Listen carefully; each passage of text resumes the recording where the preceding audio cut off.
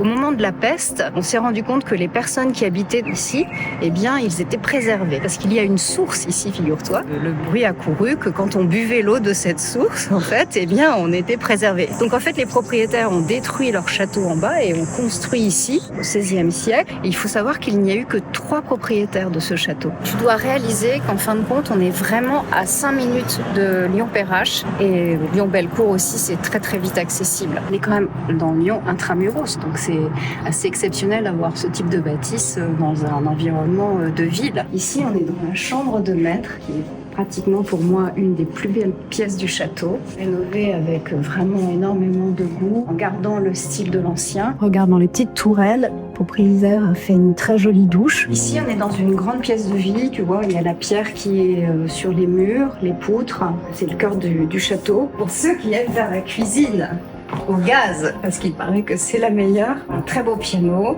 aujourd'hui où tu peux cuisiner. Et ce qu'il faut savoir, c'est que ce château aujourd'hui peut avoir 2 parties, une partie privée et une partie professionnelle. Donc, le prochain propriétaire peut imaginer beaucoup de choses. Ça peut être aussi des bureaux, aussi accessoirement. Quelqu'un qui veut faire un restaurant très haut de gamme, par exemple, avec quelques chambres. J'imagine un propriétaire qui va garder ce patrimoine, parce que je pense que c'est vraiment important de pouvoir avoir une continuité de notre histoire. On a des magnifiques châteaux, donc ce serait vraiment génial d'avoir quelqu'un qui sait vraiment préserver tout ce qu'on a aujourd'hui en France, quoi.